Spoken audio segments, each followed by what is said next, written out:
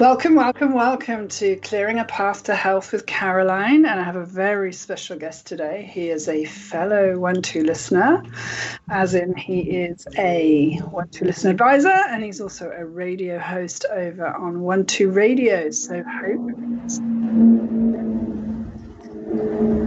already know him. So let's just jump straight in. I want to say thank you first of all to Scott, and welcome to Jay. Good evening, good morning, good evening. What time is it? Hey, everybody. Thanks for having me on, Caroline. You're so welcome. I'm really looking forward to this. So it's 6 p.m. here in the UK, 10 a.m. Pacific, and 7 p.m. in Europe. So we have a show lined up for you today. What we were going to talk about, what we decided would be a really good subject, is how to stay calm in the storm. I love that. That's such a good thing. So maybe we could start, Jay, by if you could just introduce yourself a little bit to my listeners if they haven't met you before, and let everybody know what you do and how you do it. Sure. So I'm a psychic advisor of 112, as Caroline said. And I have been able to read energy my whole life, and I've spent a good portion of my life dedicated to figuring out how it works for me and how to understand what I'm seeing and what I'm reading. And now I've gotten to a place where I'm pretty proficient at that. And so I enjoy being able to, I sometimes hate to call it a gift, but it's just the easiest thing to call it. But a gift that I've been bestowed from spirit that I've fine-tuned, and I love being able to use it in a way to where I can help and where I can provide assistance, especially with things that I've been through as far as the challenges and the harder, harsher things of life that I've come around from, that many people get stuck in. That I can come and be there with people and help to bridge that gap of whatever that missing information is to get to the other side. So I love the topic because I have a lot of experience with it for myself and with clients. And I feel like with where we are in the state of the world, it's really beneficial information that could really get spread around because chaos and strange and crazy things is going to become more the norm than not, and any kind of normal anybody thought we had is out the window. So it really is a matter of learning how to move with the changes and move with the energy instead of fight it or resist it or hold back or be afraid of it. I love that. Welcome, welcome, welcome. So what an interesting topic, as you say, because it is a little bit bonkers, as we say here in the UK right now. And just to mention, I do some work which is a little bit off planet. So yeah, same as you, I had a whole history of problems and issues and challenges. And the last person I had on made a really fantastic comment, and I loved it. And it was like, those of us that have been through the muck and have really done our work and have survived and got to a place where we have come out the other side, if that's the right way of saying it, kind of have a moral duty to turn around and help those that we can help behind us. And I love that because I've always questioned, why did it have to be so challenging? Why could I not have been born a princess with a silver spoon in my mouth? Clearly, I'm sure everybody has issues and I was just being a bit ridiculous. But yes, certainly to be here and to be able to help, like you say, is just, it's such a gift and a blessing. And I truly love it. But so I was doing some work with a lady. I don't want to talk about who she is or what she does because that's not fair on her. But I had an email from her this morning. She said, we were doing a lot of work trying to heal the energy on the planet and help the right people get into government and, you know, lots of different issues that go outside of what mainstream media will talk about. But we were doing some work and we were working on the virus in April 2019. And I was like, good Lord, what were we tapping into then? Because obviously we didn't have any clue about that. But what you said was so true. So we are in this time that we've never been in before, that we don't know how to react to. There's fear, there's misinformation, there's false news, we don't know who to believe. It's very challenging for the average person right now. And in amongst all that chaos, we need to find a place of calm, because that's the only way I think any of us are going to survive. Yeah, absolutely. Well, because the truth is that's the only time, especially for people that are very busy and more doer oriented, that creating any amount of time to sit and be still and quiet the mind and allow yourself to connect to that deeper part of yourself, like create the space for that to happen, that's when we get those messages that we need from spirit. Yeah. To continue to keep going and to have a bigger vision or whatever it is we need. I mean, we need different kinds of boosts and cheerleading at different times, and spirit provides that. But if we don't ever really quiet our mind or stop and create that space, if our life is very full, even if it's not full of what we want, it can cause issues. Because it does, like spirit, it's like in the Bible when I believe it's Jesus talking about that still quiet voice, because it really is. It's not going to hit you over the head usually. And so, and usually the things that are hitting you over the head are usually just a creation of your mind and part of keeping the pattern going. So it's a trick to learn how to find stillness in regular life, let alone where we are now in the world, in the sense of what's been kicked off as far as chaos. And like, I love what you were saying as far as like, yeah, who can you trust? What can you trust? Well, guess what? You can trust you if you can learn how to do that.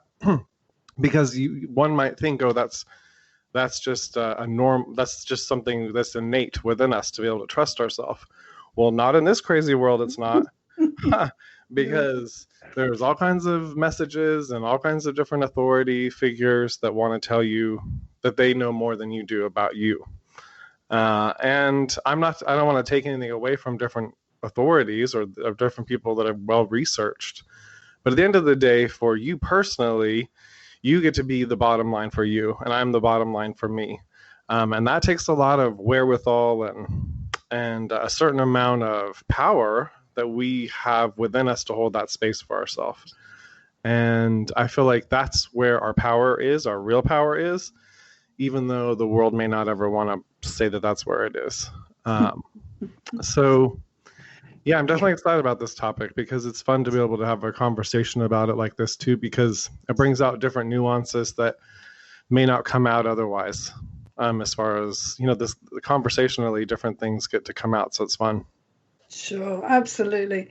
And I just have to say to everyone, I'm really sorry, but I have the most irritating tickly throat. So I'm going to try really hard not to cough, but if you can forgive me if I do.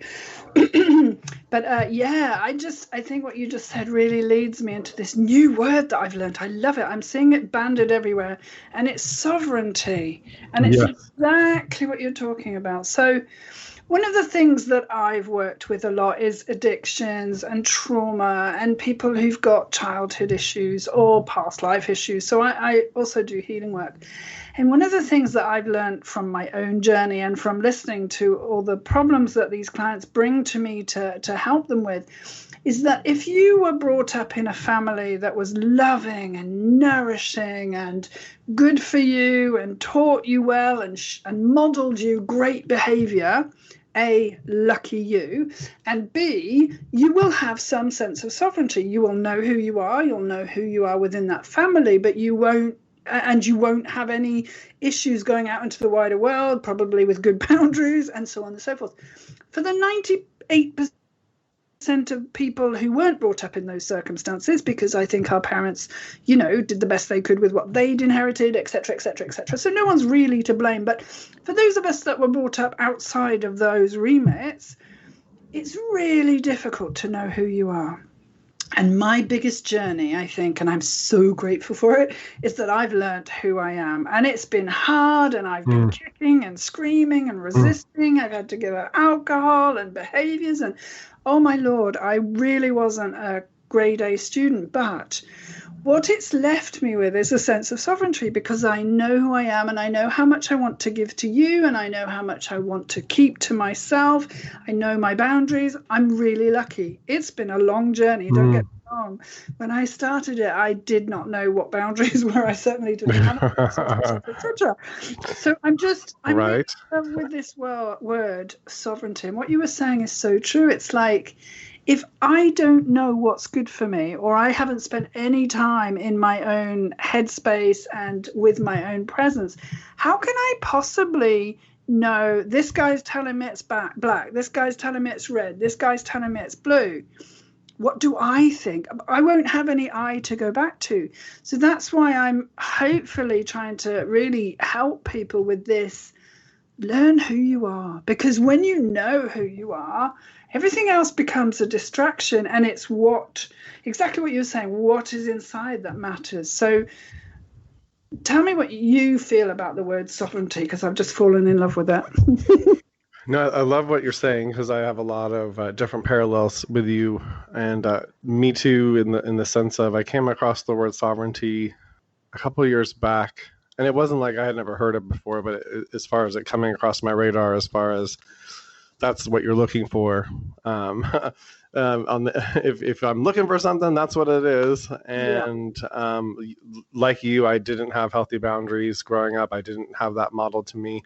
I was a people pleaser, totally got lost in self-destructive behaviors. I had big time issues with cocaine and alcohol, and some other things, and shopping addictions, and coming out gay. That was just the one coming out. Then coming out psychic, and having the weirdness of, I grew up in a mainstream Christian church and family, and having the reactions from different family members and friends, and the different fears, like all of a sudden people being afraid of me, and even though I'm the same person.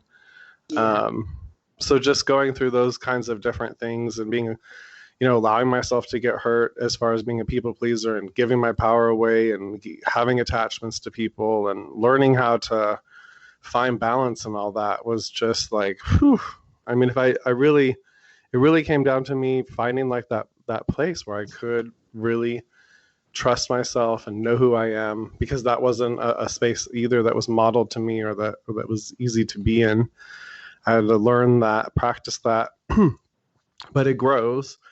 And as we do that for ourselves, Spirit, I feel like, works very hand in hand with us in regards to making sure the right and perfect circumstances come, even the harder ones. But that there's something very strategic about how it helps us come into ourselves if we play, if we are asking, and if we are practicing, and we are doing our part. Spirit, I feel like, goes above and beyond to meet us there. But if we stand victim, if we keep pretending it's all happening to us, if we never want to take responsibility for ourselves, then we'll stay there. It really comes down to what do we want. And Spirit, there's no judgment from Spirit, but Spirit wants the best for us, but Spirit also looks at us in our sovereignty, even if we're not acting in our sovereignty. And so it's hands off unless we ask. So that's another biggie with the whole staying calm and in our peace, is when it's not, it's being able to ask for help from Spirit, from our angels, from our, what I like to call our light aligned team, so the entire company of heaven, whatever you want to call it, posse of light. But that they're, our guardian angels, all of that is hands off unless we ask, because they all too see us in our sovereignty. So the more we stand in our sovereignty, and we stand in our power, and we learn how that feels, because that's the biggie for me. Like, I didn't know how that felt, and then when I started feeling it, it felt really uncomfortable, because I spent a lot of time trying to be invisible. So it took time to learn how to really stand in my light, even though it was mine, and so it is a process. And I think that's the other thing, is I also too tried to rush it, tried to power through certain parts, tried to keep doing what I would do with other addictions, where I wouldn't want to totally feel into the icky stuff. So it's like learning how to really be with myself, stay in the room, stop trying to leave. Those all things kind of they take their time, and it's not linear. And our brain still keeps trying to put reference points to everything and to try to make it linear. And so it's like it's breaking our attachment to our brain, as far as it being the leader. So those things just they take a lot of time, and it's scary. It feels weird. It feels unusual. It sends up our red flags because we're often being asked to do things that are opposite of what we were doing. But that's good, because we can never do something new if we're never choosing different. So that's the other thing. If you keep out, for those of you that are listening, if you are talking about new and want new and dreaming big, but you keep choosing the same, you will always get the same result. And so give yourself permission to choose differently and to go in other directions and to see where that goes, because even the smallest choices, but different in a different direction, can change everything. It doesn't have to be big. Baby steps work too. It's just consistency is the key. And also, I feel, you made some fantastic points there, Jay, and I could talk to each one of them. But my reaction to what you just said is, I think in the beginning, it's just important to say, I don't know. That was the big thing for me. I was brought up by two really proficient victims. So I learned from very, very good victims how to be a first-class victim. And having to give up that T-shirt was really tough for me, because I got all my attention that way. I cried all over the place. It was just my whole persona was a brilliant victim.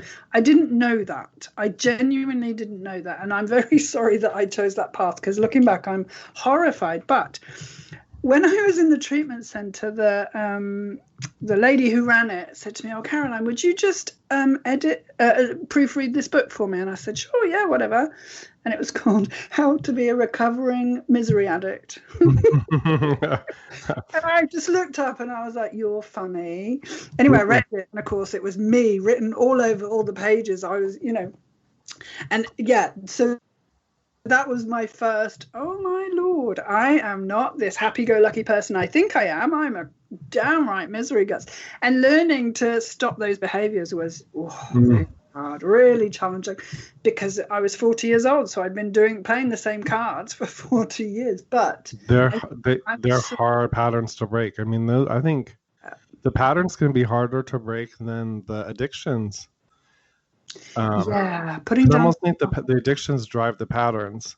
Yes. The patterns drive the addictions. Excuse me. So it's like then the addictions go away, but then you got to get into the patterns and what's actually driving the patterns. So that Well, and I had a similar kind of like slap in the face from the universe. It was a mentor of mine, Dallas. I went to see him for the first time. He did a talk every week, a metaphysical talk.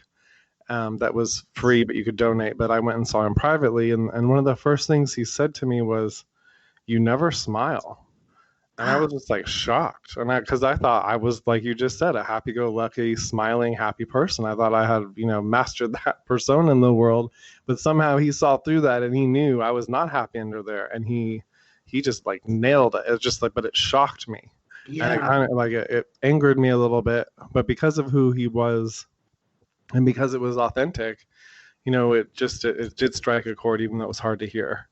So that's the thing. It's some of these things are even though they're coming from tender places, they can still sting and hurt.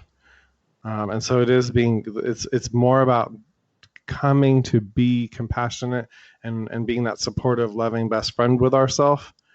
And breaking the habit of judging. And because the more we judge, the more we're just packing on to the back of things that we have to then process through. Because whenever we get that chemical factory started, it starts. Whenever we start producing that energy in that direction, it's happening. And so we get to change the station.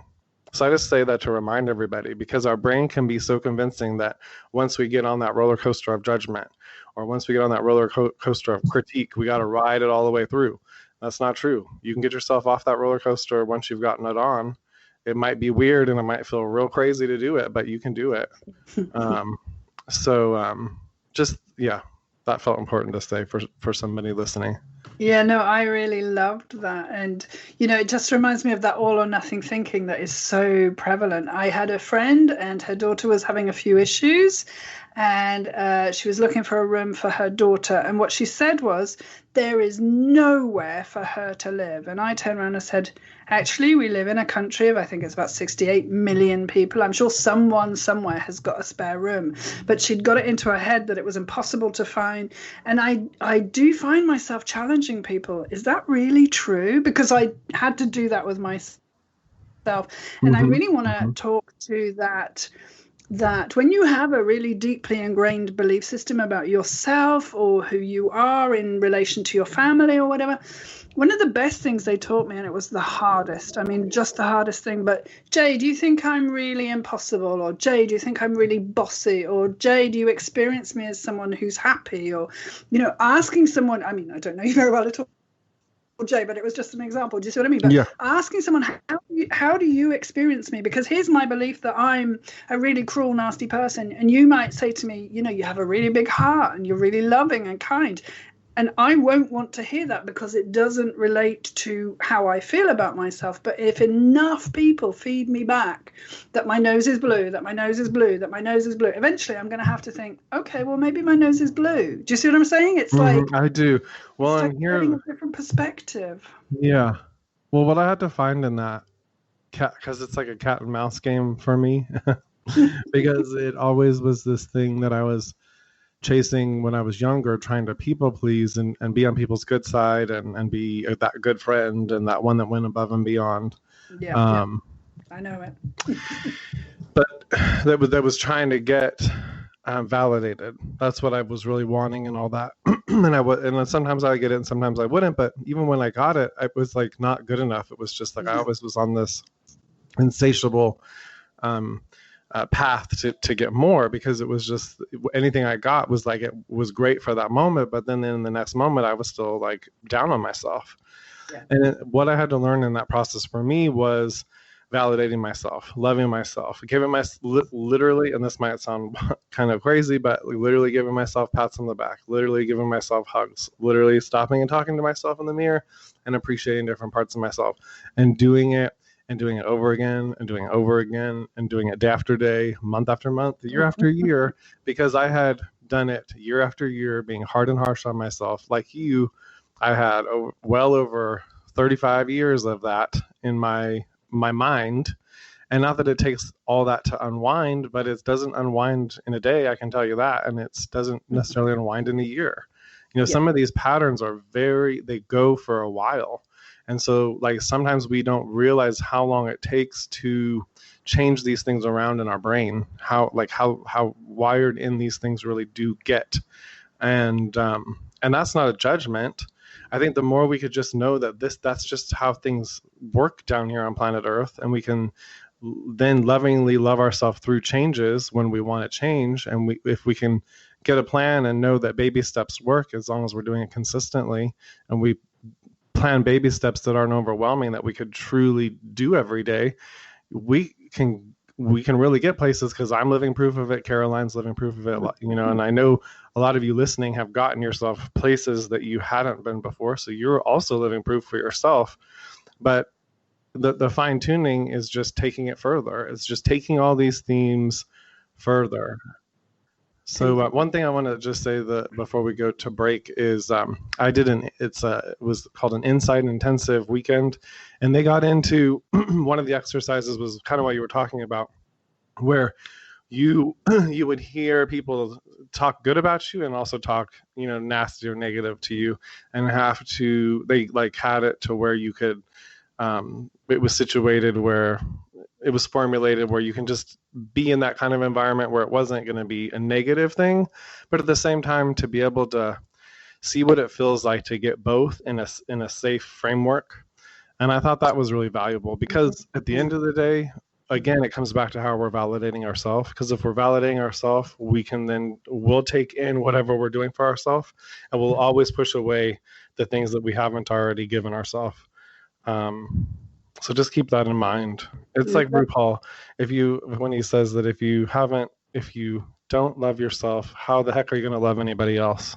Absolutely. If you don't know how to love yourself. And it's true. Yeah, that's great. So we're going to go to break now. And when we come back, we will stick to the subject, which is finding calm in the storm. This has been so interesting, though. Thank you, Jay. And we'll be back after the break.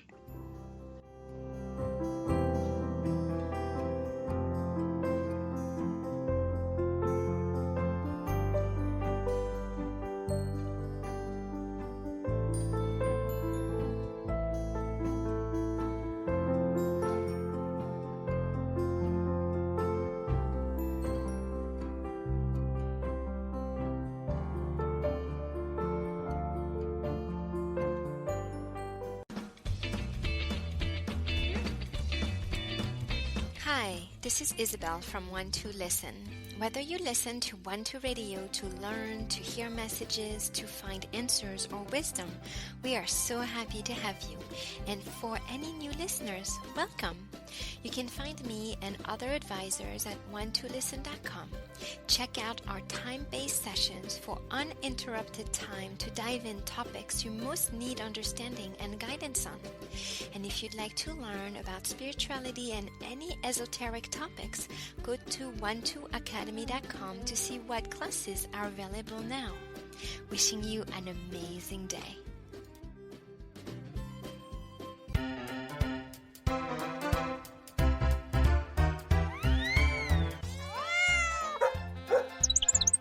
Fur baby, animal companion, pet, best friend, little no matter what you call them, you can't imagine life without them. This is Katie Weaver, and I'm an animal communicator over at one2listen.com. Give me a call whenever you're need a little extra help.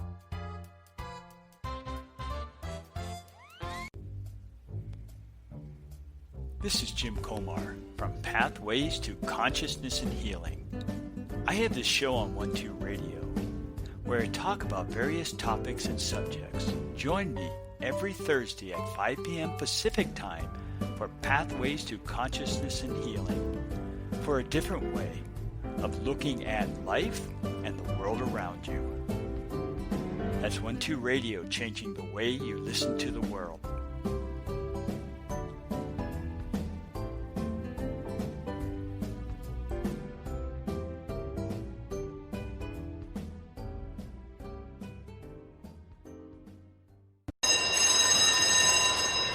Are you feeling the urge to learn something new?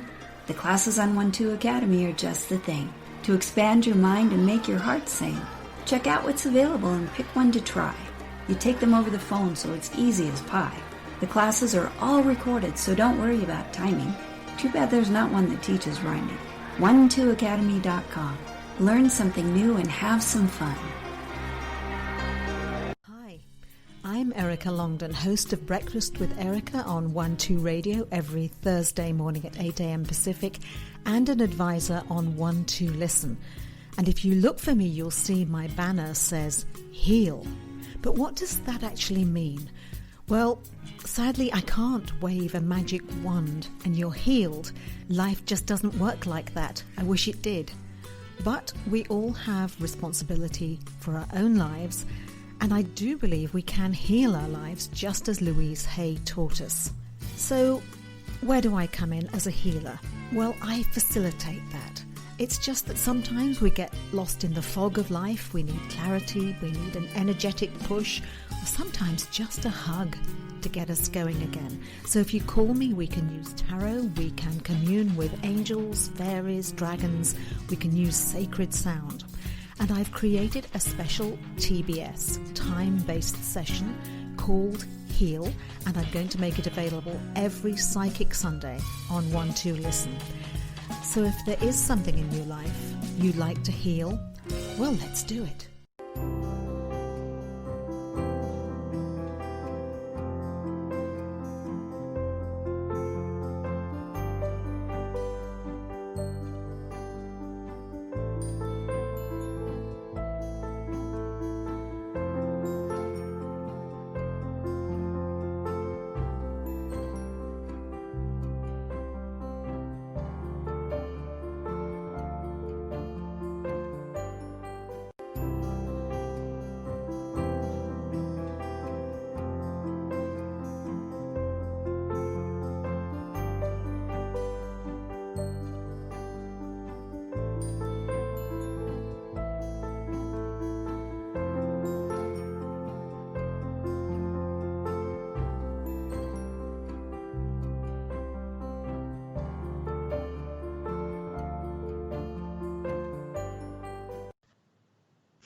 So welcome back to Clearing a Path to Your Health with Caroline, and I'm here with Jay Varvel, and we called the show How to Feel Calm in the Storm, and we agreed between us, and I really enjoyed that first half chat. Thank you, Jay, for that.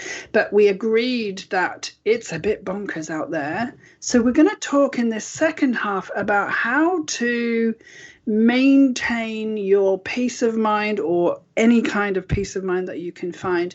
But I wanted to just address, for me anyway, so sovereignty. So this is a really new word for me. I probably haven't heard it. I mean, I'd heard it before, but really resonated with it for about a month. And so sovereignty is this place that I think very few of us are at, but I think it's a really good place to aim for, where I know who I am, warts and all. I accept everything about myself, including the things that I'm embarrassed about or I don't really want other people to see. But I know myself to such a degree that if your opinion matters to you so much, I can allow you to have a totally different opinion about anything. And I can be okay with it because it doesn't ring true for me. And I think that because it doesn't ring truth for me is, to me, the biggest part of sovereignty. It's about having the wherewithal to know that you are acting on your own best interest. And even if that means that I don't have any friends, or that I've really lost my family, or whatever it is, but this is my truth and I have to live that way. And so sovereignty for me, like I said, is definitely something that I'm working towards. I'm not perfect and I'm not there yet, but so let's go to, how do we stay calm when everything around us is bonkers? And I was watching a video today because I wanted to see what a psychiatrist said about this. And he said, relax deeply and often. And that was the one thing I took away from a 20-minute talk. Let's talk to this. What does relaxing give you, and how does it help you to hear what you need to hear? Jay, let's hand that over to you. Okay, so first thing I want to say about relaxing is that if you are one that never relaxes, know that even 10 seconds of relaxing is going to be great for you. And that you might have to start real small like that and start building the space, because usually if you aren't a relaxer by nature, oftentimes your life is going to be full of a lot of doing in order to keep you moving at a specific pace that you aren't slowing down enough to actually really be paying attention to everything. So there's going to be a little bit of uncomfortableness there potentially. So it's just knowing that in advance and knowing that that's okay. That's part of the process.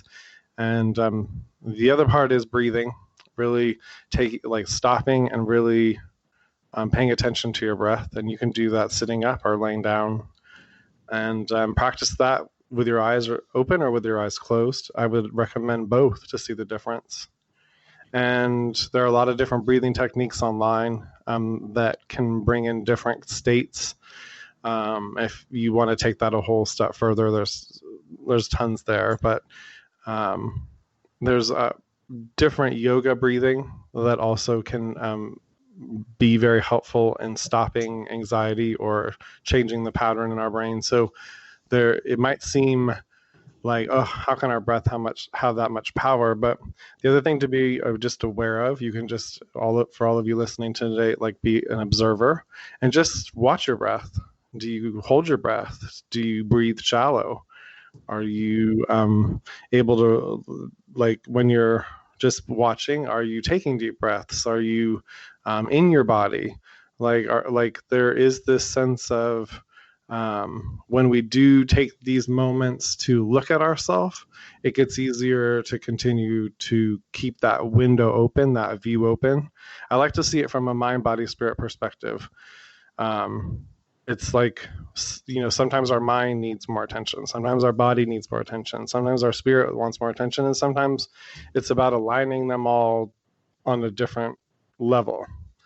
One of the biggest things I'll just say, and I'm not yoga or die or anything, but I really do and have found a great value in doing yoga at home. And I use this, or watch this YouTube video, person, her name is Yoga with Adrienne on YouTube. And it's easy to do at home. I can do the stuff. Anything that I can't do, I don't kill myself, but showing up every day for myself, and that has given me this ability to move my body, move the energy through my body. And for that part of me that would stuff energy or stuff emotions or things would get caught up in me, yoga was a way that it all came together for me. Dance does it. Getting outside in nature does it as well. But I like different ways in which to be in that energy, because it doesn't always mean like you don't always have to sit and like relaxing doesn't mean sitting on the couch. Sometimes relaxing can be taking a walk and going appreciating the flowers in your neighborhood, or going to a park in your neighborhood, or getting your dog out for a walk if you have an animal. It doesn't always mean sitting on the couch and being a bump on a log, but it doesn't always, but it may. It may. So there's no judgment either. Like, you have to take judgment out, because especially again, if you're not a normal, if it's relaxing is not your go-to, or like peaceful moments are not your norm, you have to oftentimes give yourself permission to have that before you even get started, because your brain may not let you because it's just so wired not to let you have that moment. Am I saying that? Am I explaining that well, Caroline? Absolutely. And, a lot of the people that come to me for healing are what I would call type A's, the succeeders, the people, the doers, the people that achieve in life. And they can be the most difficult, because in some ways, if your body never relaxes, if your body's under constant stress, well, let me just talk a little bit about what happens when your body's in stress. So when your body's in stress, your brain releases cortisol, your heartbeat raises, this raises adrenaline levels, and then this clouds your thinking. So we're talking about people that make really important decisions and, run the country sometimes and do all of these things. And their thinking may not be that clear. And they don't know that their thinking is a little bit cloudy. And that's where the problem comes, I think, because when we're constantly stressed and your central nervous system's always really, really activated because you're go, go, go. So symptoms of this would be lack of sleep, people that can't sit still, all of this, because we're so wired usually on caffeine and, red wine and whatever. However you get through the day, and it becomes an addiction because you need it, because you think you need it to get through the day. And then when you come to relax, oh my Lord, the body just goes crazy because it's overworked for so long. And I always love saying this, that, if you have a car and you put gas in the tank, the car will stop running once it's run out of gas. That's absolutely never changes unless, the angels get involved or something. I don't know. But generally a car will stop but that's not the same with the human body. So when you're running on empty, so when you literally have no fuel left in the tank because you've been, wired for a long, long time, your adrenals become drained, and then your kidneys will help out. And then, other organs like the liver lend energy, and then you can see how the whole system just grinds to a halt. And then suddenly 5 years down the line or 10 years down the line, you're developing, fairly serious disorders. So. Well, and that's the bottom line question. I didn't mean to interrupt you, but the question to ask, I think because it's what's coming to mind that we have to ask ourselves is it worth it? Yeah. Is what we're doing to ourselves worth it?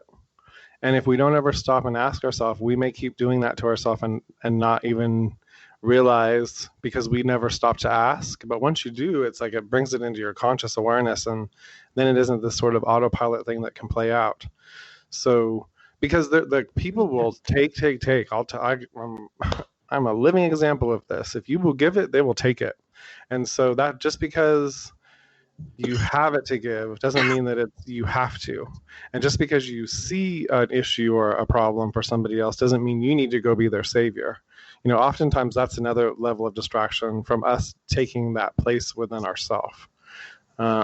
So that I just say that because those are places where we can bleed a lot of energy away, and we can think, oh, I'm doing such great service, or I'm doing all this stuff. But like you said, if it's at the expense of our body, Are we really being of service? Is that really what the universe and God would really want us to do, is to diminish ourselves and to jeopardize our own health and wellness? And there's another piece to that as well, Jay, which is, until I got sober, I don't think I knew I had a body. And I'm not joking when I say that. I'm so removed from myself because of the trauma. And I'm not unusual in that. I genuinely I think we care about what our face looks like. But when I got into treatment, they're like, you stop at the neck down, don't you, Caroline? I was like, yeah, because I had no connection to this wonderful body that keeps me like, so that was big learning. And I'm just wondering, because we use our cars and we use our computers, and I'm wondering, do we take our bodies for granted so much? And that is part of what you were saying about being a witness. If your body is giving you some kind of pain, well, wouldn't it be a good idea to just ask it what's wrong? And the first time you ask it, it's like, what's wrong? And you're really cross. But if you can sink into your body and just say, come on, heart, tell me what you need.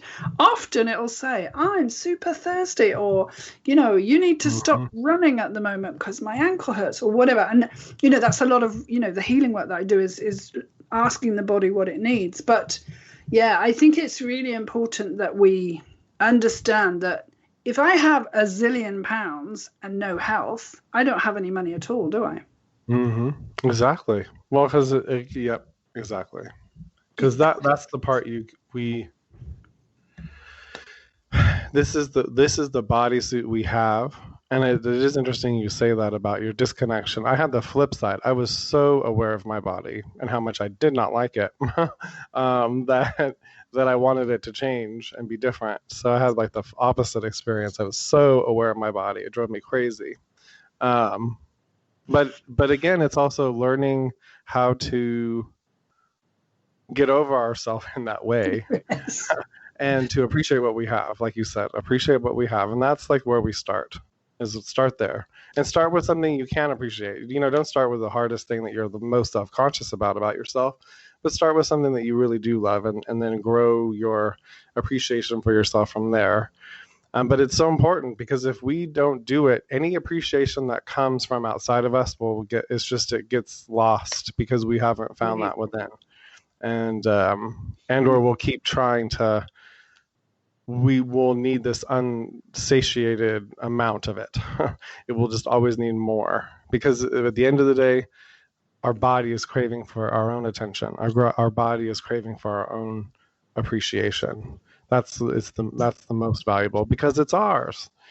And every conversation I'm having around health seems to come back to this issue. If I don't accept and appreciate and love myself, then nothing else really matters, because no amount of adoration or, I always feel a bit sorry for these people that go into Hollywood and, become stars and stuff, because to me, that just really smacks of insecurity. They don't love themselves, so they need constant adoration. I don't know if that's a sweeping generalization, and I could be horribly wrong.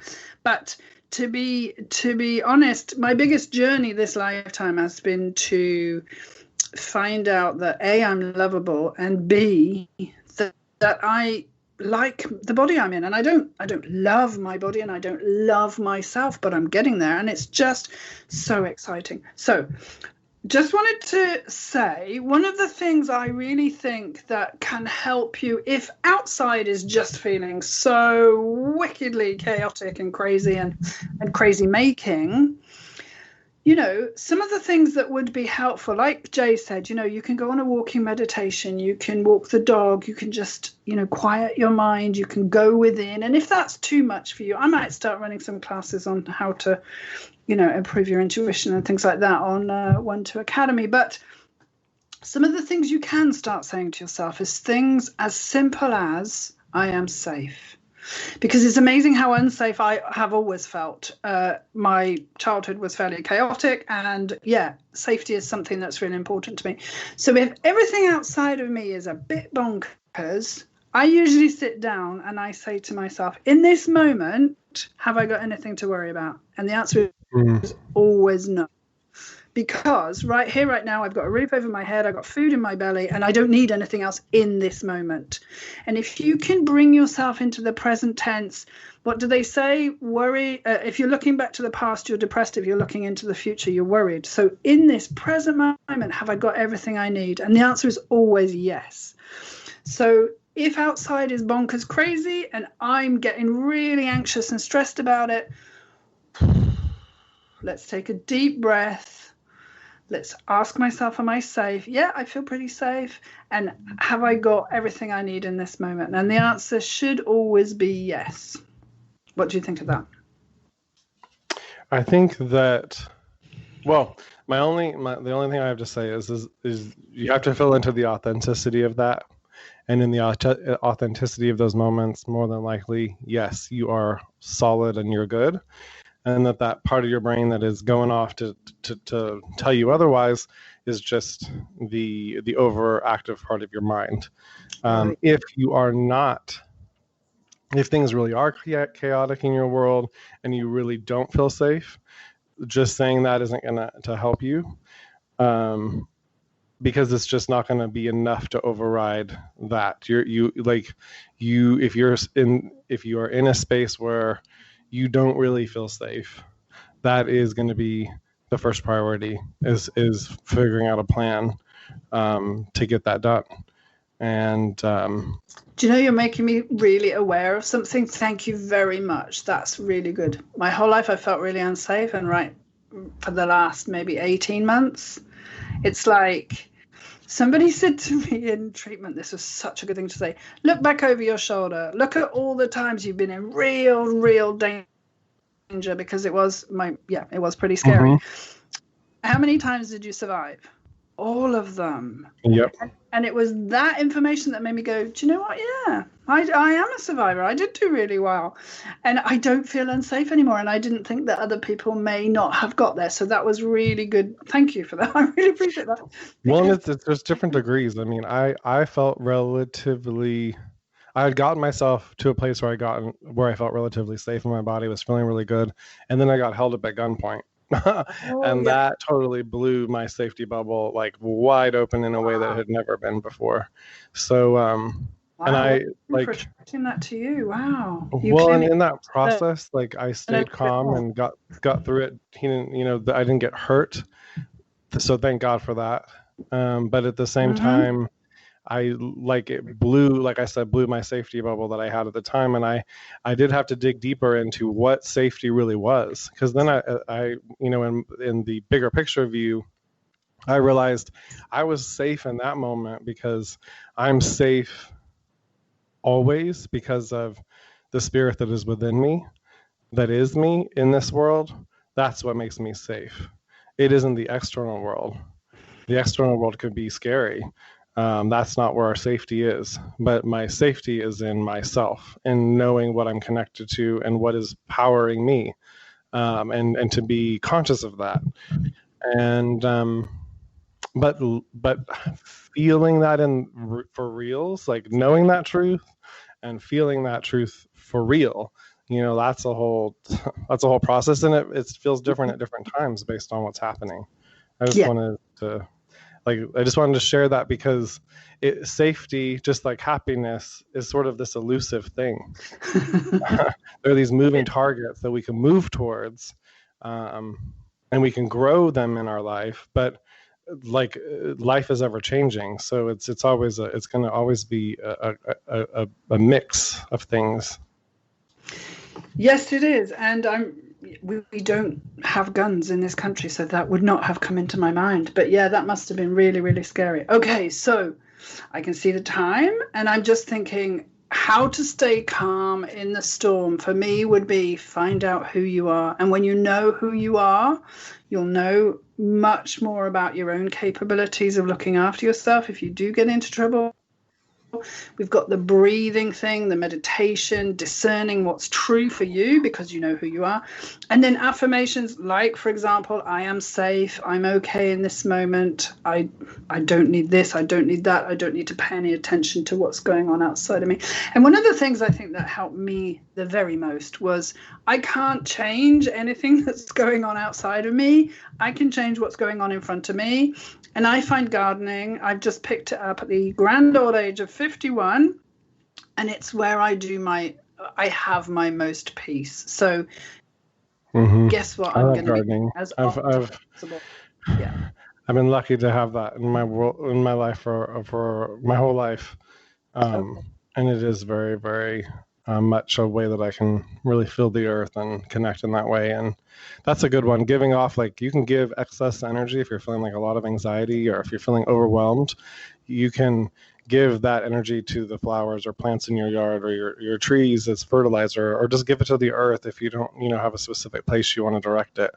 There are ways you can work with these different parts of yourself, because it's all parts of yourself, even though these things feel like they're outside of you. It's all starting from inside out, and so it's be kind and be loving to yourself. And if that is not your normal go-to, then it's a matter of building in a practice where you start today and you start to feel your way through that. And if you need support, Caroline and I and others are on at 1-2 Listen, because sometimes we need that supportive friend or supportive advisor if we don't have a trusted friend that we can count on, or if they're not available. So don't hesitate to reach out to us at 12listen.com. We're available 24/7 there. And if we don't happen to be signed on, you can do the schedule appointment button and get a specific time. So the system's real integrated in that way. So you don't have to suffer alone, especially if you're in a hard space right now. I love that, Jay. I think that's such a beautiful way of putting it. And, I am in the UK, so around about 2 p.m. Pacific is the latest time you'll find me. So if you do want to speak to me, it will have to be in the morning, or we can do a time-based session, or healing sessions I do remotely because of the time difference. But so I really hope this has been helpful. I definitely feel like this is the beginning of a long-term relationship radio-wise with Jay, because I just found this fascinating, and I think we could both talk for England, is my expression. So Jay, tell them again. So what do you offer on 1-2 Listen? Just quickly, I want to thank everybody for having me on. Thank you, Caroline, for inviting me on your show. It's been great. I've really enjoyed my time talking to you too. I am a psychic advisor. I'm an intuitive. I'm an empath. I feel into you and your situation. I answer any questions you have. I'm able to go in and give you the bigger picture view of where you're at and help with wherever you need support. I'm also available for healing work if you want to go deeper in that way. I use crystals and sound healing. I work with some Palladians. I don't always talk about that, but I do work with some ascended masters and different angels come in. So it's a lot of fun getting healing work with me and working with me, just as it is with Caroline. We all have our way to do it, and we all have our unique view, but we're all pulling from the same place, and we are all looking to uplift you and to help you keep moving forward, especially if you're feeling stuck. Love that, Jay. Thank you so much. And I would just like to say thank you for coming on. Thank you again to Scott Weaver. So my next show, which is in 2 weeks' time, is with a wonderful friend of mine called Savannah Alalia. It's on the 24th of August at 10 a.m. Pacific, 6 p.m. UK time. And there we're going to be talking about an empath's journey to health. So how she has gone through her journey in a slightly different way to Jay and I, but it's going to be a really interesting talk. She's a really interesting lady. I cannot wait to interview her. As Jay said, you can find me on 1-2 Listen. I also do intuitive healing work where I ask your body what it wants to do in order to help you get back to health and harmony. So that's something you can look up under my name, Caroline N. Thank you so much for listening. This has been a really, really fun call. I've really enjoyed it. And I look forward to speaking with you on the 24th. And then the 2 weeks after that, I think I'm just going to do a reading show where we talk about health issues, and you can post it in the chat room if you've got any questions relating to your health. So thank you very much for listening to Clearing a Path to Your Health with Caroline, to my wonderful guest Jay, and I will speak to you in 2 weeks' time. Thank you, Scott.